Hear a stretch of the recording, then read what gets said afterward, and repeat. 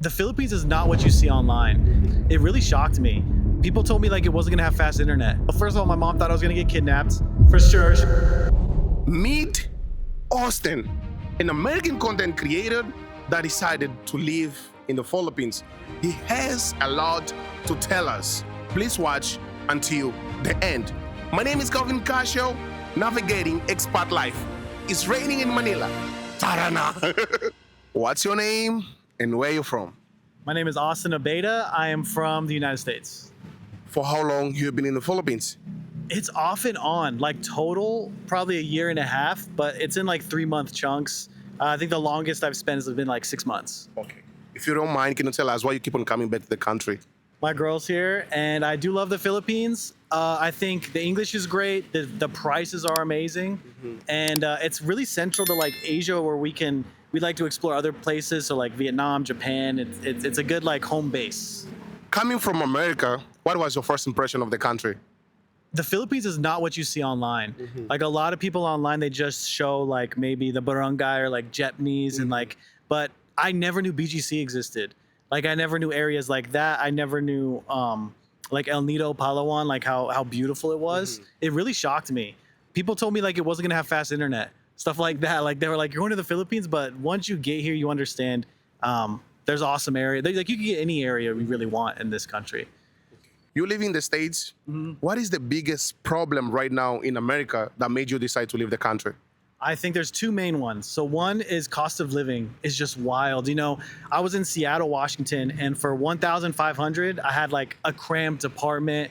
There were homeless people everywhere. Like the area wasn't even good for paying that much. Out here for $600 a month, you get a nice apartment, amenities, gym, sauna in the building. You know what I mean? Just the ability to live. And what really amplifies that is having a remote job. Like once I was able to get a remote job and leave America, I was able to see the prices from the outside, and it was like night and day, mind blowing. And the second thing, I think America's really divided on a lot of topics. You know, politically we're super divided. The sexes are really divided. America's going through something called like the relationship. What's it called? Like when economies go down, what's it called? Like not depression. I forgot them right now. It's starts with A. Yeah. Something. They're going through something. No, okay, I forgot, guys. Yeah. It's like a drought. Let's just call it a drought. So they're going through like relationship droughts where single men and single women are kind of like they're not getting along out in America as much as they were in the past. And so that's another reason why I think it was just refreshing leaving it altogether. And what was the reaction of your friends, you leaving the States? Because it's like sometimes we will be getting on the comment, why leaving America? Why leaving first world to go to Philippines, to go to Asia? What was like the reaction of your friends when you told them that, okay, guys, I'm gone? Yeah. First of all, my mom thought I was going to get kidnapped for sure. She's like, you're going to get, you know, it's so dangerous over there. And anyone who's left is actually a lot less dangerous than in the States, especially in a lot of areas. So friends and family thinking I was never going to see them again, or that I was going to get kidnapped, I was going to hate it and be back. And 5 years, I come back for Christmas and to see friends and family, but for the most part, I'm out. Oh, guys. Oh, here we go. It's raining. Rain just started. The rain just started. Welcome to the Philippines. We will be back. We'll be back. You were talking about safety, right? On how safe is the Philippines. And unfortunately, we still got to see sometimes the media says that, okay, Philippines is not safe, don't come here. For you that have been traveling around, as a foreigner, as American, how safe do you feel like in the Philippines? Man, I feel like it's all about areas. Like in the States, there are pockets of areas that are dangerous, and you just kind of stay away from those pockets. And I think the American media overinflates they're sensationalists. So it's like when I went to South America, too, people thought it was way more dangerous than it was. Philippines is way more dangerous. But if you're staying in areas and a foreigner, people aren't looking. I mean, you'd have to be to some pretty bad areas where other Filipinos would be like, I wouldn't want to be here even as not as a foreigner. But if you're walking around Makati, BGC, there's a security guard every corner. Like I've never seen more security guards in my life. I feel so safe. You could just look around and see I could yell and probably have a security guard here wherever I'm walking within 4 minutes. But BGC super safe. I feel really safe out there. Super walkable too. should we still call it American dream or American nightmare? Yeah. I think George Carlin said they call it the American dream because you have to be asleep to believe it. Listen, the top 1% of America live really good. Like, let's be honest, if you want to be top 1% of a place, America's the place to be top 1%. But everyone else there, it's a struggle. It is a struggle. That's why I ended up, as soon as I got my income remote, living somewhere else allows you to actually build wealth. In America, it's paycheck to paycheck. If you're making 60K a year, you're like median in America, you're top 5% of the world. And the difference of living median to top 5% is huge. And one of the biggest impacts is actually being able to slowly grow your money. When you're living paycheck to paycheck, you can't grow. So I think the American dream works out for 1% of the people there. If you're not one of those 1%, I would get a remote job and use that US income, because US has strong income, and then live somewhere else. And your lifestyle will be 10x. Nowadays, everything is digital, right? What do you have to say to those people that they don't really believe on the remote work, like working online? That's a slow grind that's gonna drain you of your resources and your life. The office is a place where I like to describe it as a gym where you don't know how much people are lifting weights. You just see them lifting weights. You can't tell how heavy it is. And you're supposed to look busy. And managers look over your shoulder. So much time in my office was spent looking busy because if I finish what my manager told me, he just gave me more work. With remote work, it's about results. So my company's like, we need this done, and I get it done to a high quality. If it takes me 4 hours, if it takes me 8, doesn't matter. They care about the results. And I think that's a better way to live. It makes you want to get better not only at what you do, but you don't get punished for doing things fast. So, man, get a remote job, guys, and leave the States. I'm telling you, in 2025, there's no faster way to like 10x your life than to jump laterally instead of climbing the corporate ladder. Like just totally leave it and work smarter, not harder. And with what you have been doing, with remote work, do you get to have an impact here in the Philippines? Are you like giving job to the Filipinos as well? Oh, and how is it? How is the culture for you? I still work 9 to 5 in the States, but I'm thinking about launching a company out here. And if I did, of course, I would be able to employ Filipinos. They speak great English and they're hard workers, and you would have to pay them. The pay would be less, which, people sort of take advantage of it. You can pay someone really on the low end or pay them because you're making USD on a higher end. And it's a win-win for everyone. You have mentioned that you still have a job in the States. What is like having a job in the States and not living in the States? Yeah, it's tricky. You got to so basically you have to visa hop. So every now and again, I'm going to have to change countries or leave this country and come back. The time zone sometimes sucks. I do have to hop on a call probably at midnight. Sometimes I'll have to work into 3 a.m. So it's not a utopia. There are some bad problems, but let's just say my rent's 80% cheaper. My expenses are much, much cheaper. And that allows me to actually live a better life and grow my wealth. I think it's the future. I really do think it's the future. And I've actually been trying to help people get into it. I believe in it so much that I've been trying to get all my friends, people, my followers, to try to get them remote jobs so they can experience it. Because once you experience it, you don't want to go back. We have seen that the Philippines, I don't know if it's out yet, but I know it's out there, that they have launched digital visa, nomad visa. Yeah.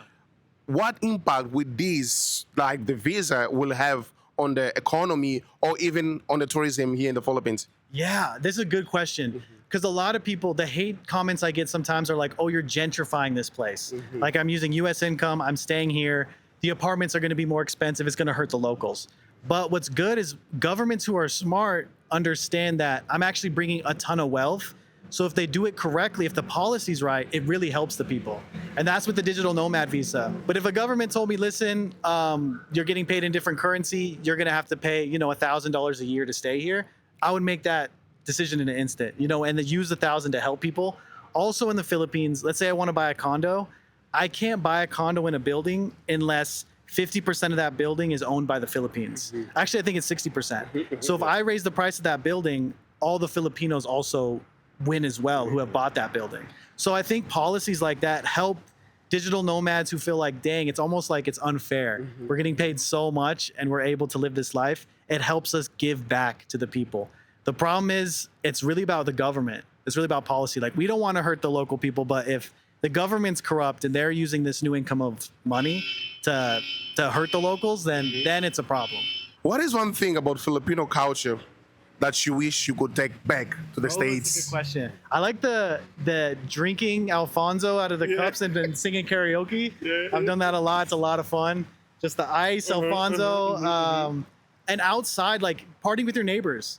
You know what I mean? Like Yeah. having in America, we're like afraid of each other, or like we put up the second people get money, they put up a big fence, and they're like, everyone stay back. I want to deal with my neighbors. Yeah, exactly. But I think the community, drinking with neighbors and singing karaoke, I'd love to bring that back.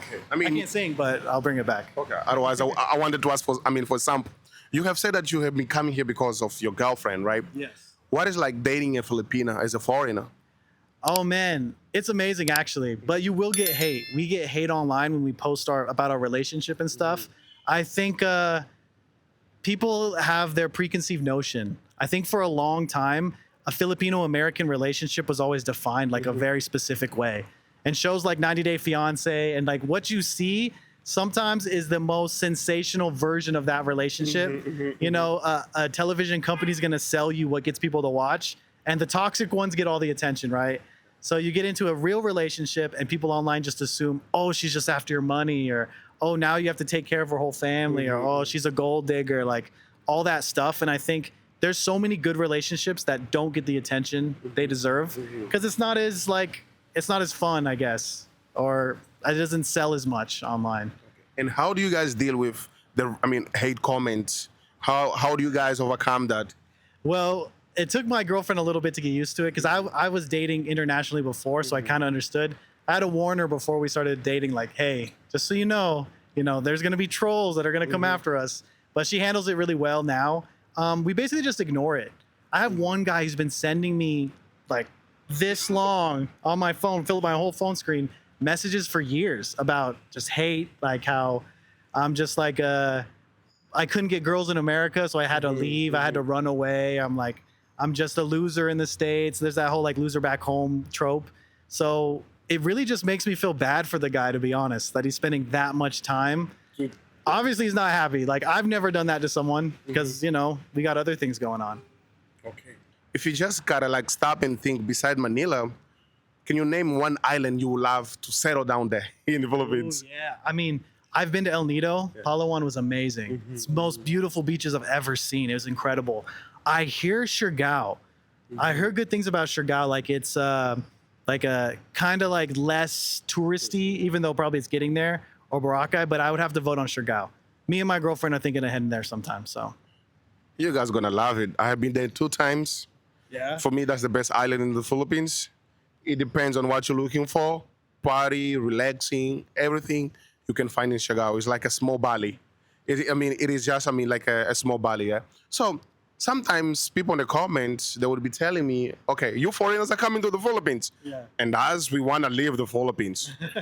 Why is that? Why do you think a lot of foreigners nowadays in 2025 are coming to the Philippines? Yeah, I think it goes back to what we were talking about before, is earning potential. Like, I think a lot of Filipinos love the Philippines and they leave to make money to send back and come back to the Philippines. They have friends here, they have family here, they have a good culture. It's not like they're like, I hate the Philippines. It's more that it's hard for them to make money here. And that's why when you get a remote job and you're able to bring that income here, you can really 10x your life and hopefully help stimulate the economy with proper things. But I think it's more about earning. I think if Filipinos were able to earn US wages in the Philippines, they would leave a lot less. They'd be like, because it's an amazing place. People are super nice. Like you're saying, it's like a mini Bali. You can get a lot out of here. 7,000 islands, you can find the one you like. When you go home, do you encounter any like reverse culture shock? Yeah, the prices. The first thing I ever buy in America, I'm ready to leave. Like the second I buy it, I miss a place called Chipotle and Chick-fil-A. So like I miss the food, but ordering it one time, getting it, seeing my friends and family, 2 weeks go by, I'm like, I can't wait to get back to the Philippines, or I can't wait to leave again. And it sucks. It just shows how much the economy affects your ability to love where you are. Like a lot of places are amazing places to be. It's if you had the economy work in your direction, think about how much of the world would be just happier where they are if the economy was better. So it's more sticker shock when I get back to the States. Like, what? How much is? I even have to translate it back into pesos to be like, Okay. And have you ever encountered a scary situation in the Philippines that you felt, oh my God, this is scary? So there was monsoon season, and it was really my girlfriend made me more afraid than actually I probably should have been. She's like, "Well, monsoon season, we could get stuck in our house. It's gonna flood. It's gonna blah blah." So she scared me a little bit doing that more than I think was necessary. But besides that, the storms never felt like I was gonna get robbed or never like anything like that. Happened to me in Brazil. Brazil was a little bit scarier than the Philippines. I think Brazil's more dangerous than the Philippines, but here nothing. Wow. Guys, now you know. And brother, just before we go, yeah, what message do you have to the people that they have supported you, they love you since the day one here in the country? Whenever you outside, they say hi to you. What message you have to these people that are watching us? Yeah, I think it's contagious. I think I bring a little bit of that with me where I go. And like I said, Philippines' biggest export is humanity. And I think it rubs off on you, you know, you want to, as they're known for being so hospitable, you want to give it back, you know? So I think, yeah, thank you for welcoming me to your country.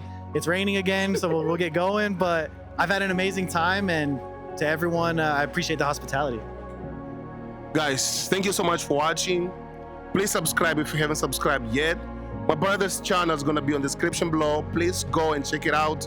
And soon, probably, you're going to see me on his channel too. God bless you, and we gone. Boom.